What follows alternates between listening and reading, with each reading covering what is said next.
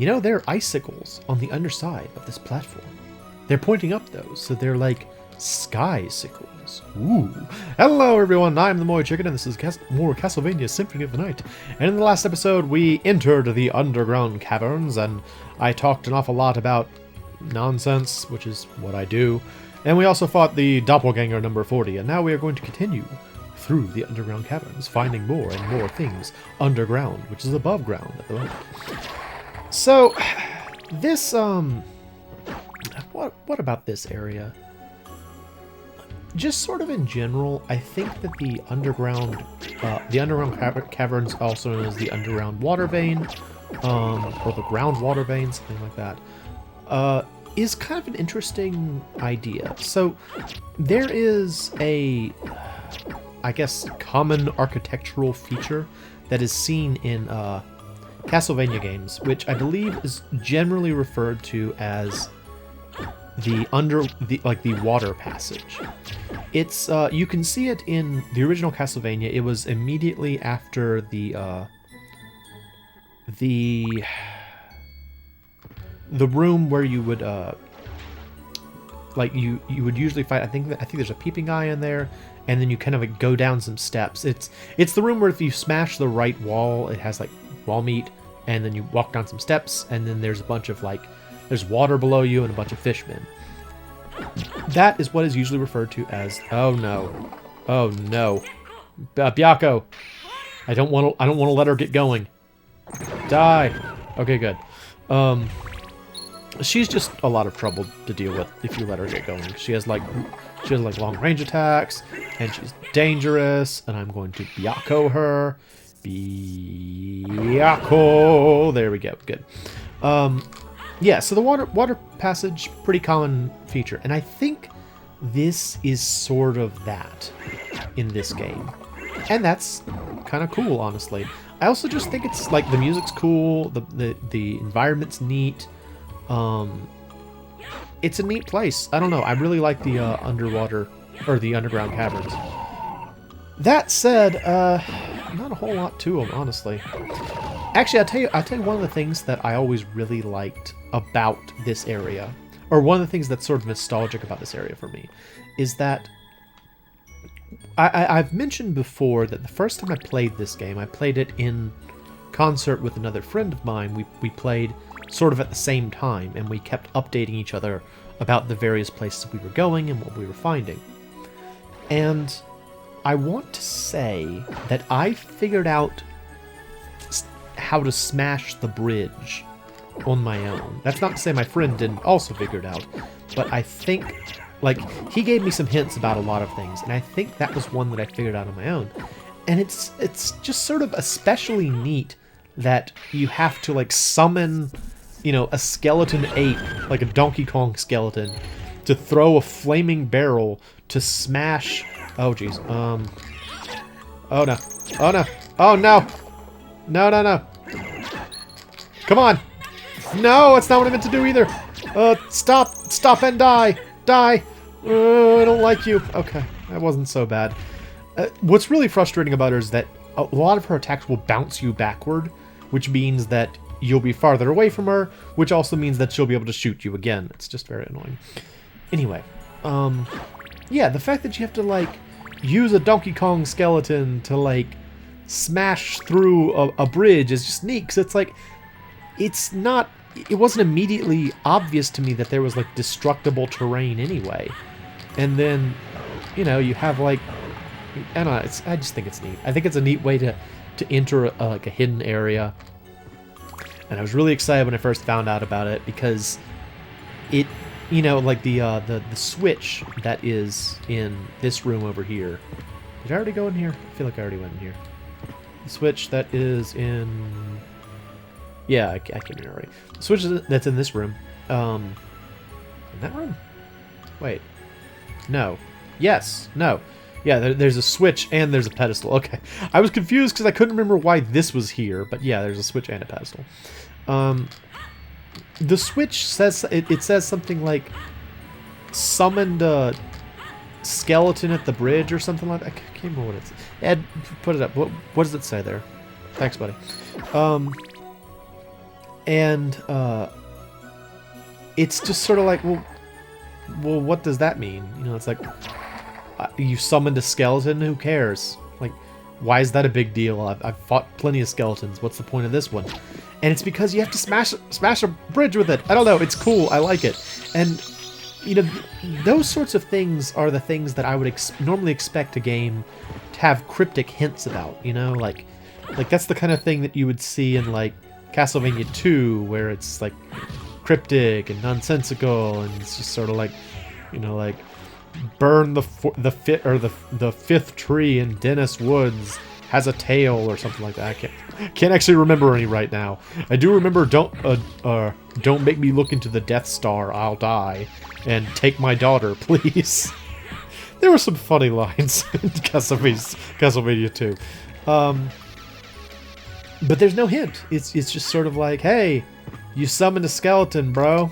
Do something about it. It's like, okay. Why did I do that? What's the point of that? I don't know. And then I figured it out. And I felt all cool and awesome and so forth and so on. So, yeah. Where do I want to go next? So, we're pretty much done with the underground caverns now. Let's see. Where else can we go? Let's go back up to the entryway, and then we'll head towards the underground garden. That would be fun. And that will be another bit of Sega Saturn exclusive content that you will get to see, that I hope you will enjoy, and I will kick this cave troll.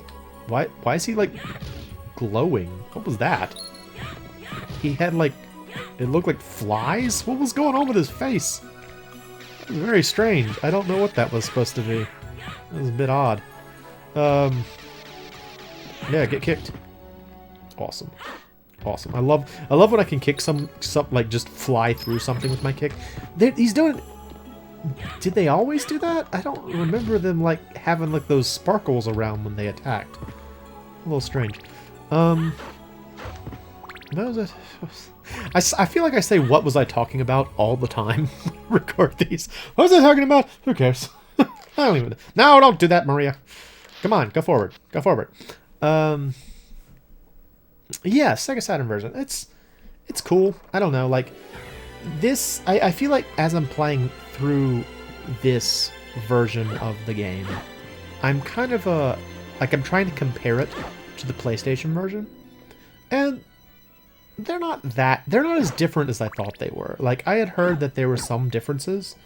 Oh, I can't go in there either because I can't turn into an animal. Oh man. Maria, why can't you turn into like a animal? What's wrong with you, girl? Turn into an animal. Yeah, I had heard that the Sega Saturn version was really substantially different or like lower in quality, but I haven't noticed it. Like some of the complaints I heard were longer load times, and long load times. What else? The graphics were inferior. This lady's back. Byakko's here, so it's okay. There's Byakko. Everything's fine now. I killed her with a tiger. I'm going to kill her with a tiger again. Meet this tiger. There we go. Good times. Yeah, I heard a variety of little like quality of life issues, but I haven't noticed it, honestly. Just feels pretty solid, and I like the extra content. I like playing as Maria. I think it's fun. I'll admit I have no idea what anyone's saying, ever. But I like playing as Maria. I think, like, how do I put this? I really like when Castlevania games include a different way to play. Like, I'll reference my favorite of the handheld Castlevanias, Portrait of Ruin, which gave you 3 sets of characters to play as. You could play as Charlotte and Jonathan. You could play as Richter and Maria, and you could play as Stella and Loretta, I think were their names. Eric Licard's daughters. And while one of those was garbage, Stellar and Loretta mode was terrible. It was still cool that you had that. You see that rose thing she just did? That's the thing she does, which is so hard to get past if you're playing as Alucard. I'm just gonna run. I'm just gonna run. Just gonna run. Just gonna run. There we go. That was dangerous. I have died in there before because, like, she's bounced me into, like, one of the Nova Skeleton's attacks or something like that. And it's bad, and I die. And it's awful for me. Probably not for them, though. For them, they probably got a raise. It's like, oh, hey, I killed a vampire hunter on my own. I get a raise for this. This is awesome. Hello. How are you? Shoot. Shoot. Kick. Shoot, shoot, kick. I love the idea that this game teaches you that, magical beams are nothing compared to the power of just kicking something in the face. Oh, it's the dodo bird!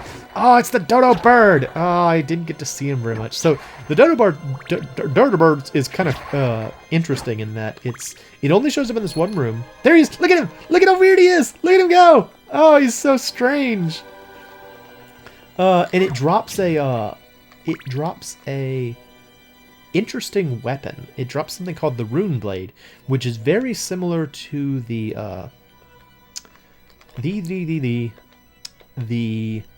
Heaven Sword in that it's a weapon that kind of like flies out and comes back to you. But what's interesting about the Rune Blade is that it's kind of hard to see, but when you go to swing it, it has the word Verboten in the background. So like it'll make like an effect that has the word Verboten in it. Verboten is German for forbidden. So it's like a forbidden sword. I don't know. It's a weird little minor thing that I think is really cool. So you know, it's one of those touches that I like to talk so much about in this game, that just make it just a cut above the rest. Just so good. So good, this game. Well, how am I getting past this now? I guess I'll just go around it. That's weird. Kick. I'll shoot you too. Yeah, this game teaches you that magical bolts are nothing compared to the might of a woman's leg. Kick. But I think there's a warp zone here, so let's use this. So I need to open up more of these so I can get around the castle easier. Because I'm going to have to backtrack a lot. So we are in Horseland, and now we will go to Scorpion Land. Scorpion Land! Now we will go back to Horseland. What was I talking about before that? Oh yeah, the Rune Blade. So it's a cool weapon. I don't know. It's just as useful as the Heaven Sword. It's a little bit stronger, and it has that cool effect. But you can only get it from the dodo, and it's his rarer of his two drops. I think the other one he drops is the Heart Brooch, which I think it just, what does it do? I think it makes. Oh, jeez. That was smart of me. I couldn't hear the sound of the effect. Okay. I think I heard it that time. My volume's down low. I think the Heart Brooch just, like, increases the likelihood that big hearts will drop. I don't know. It's not that useful. But Rune Sword, pretty cool. Worth it. Worth looking into it. Plus he's so cute. I'm just gonna kill him. He's so cute, I'm gonna kill him. Let's see. Magic. Wait for it, kick. Wait for it, kick. There we go. No problems. Now, something that's kind of interesting about that guy. So, that monster is referred to as I think it's called a Fleaman Rider, because it's a Fleaman on the back of this big skeleton thing. What's cool, though, is that, like, if you look at it, it's clearly just one of those white dragon skeletons with a Fleaman on the back. In the next room, or rather in a room a little ways from here, there is a variant, and see if you can see how they're different. So let's go look at it. So the monster's right over here. Shoot you. Shoot you. Come on, where is he? So yeah, there he is. So at first glance, it's very similar, but as you can see, it's flying, and it also has like little limbs. So this is, I believe, called a Quetzalcoatl. I think that's what it's called, something like that. No, never, not Quetzalcoatl. It's called a Ouroboros. And what's interesting is that you can choose to kill the body, which destroys the whole thing, or if you can shoot just the Fleaman off of its back, it will actually become a temporary ally. So let me show you. So I'll run out of here. Run out. Go back. Okay. It's a lot easier to take the Fleaman out as Alucard because with her, her shot is not very powerful, so it's kind of hard to actually It's not very powerful and has very narrow range, so it's kind of hard to hit the flea man on the back. Oh, no, not that. Come on.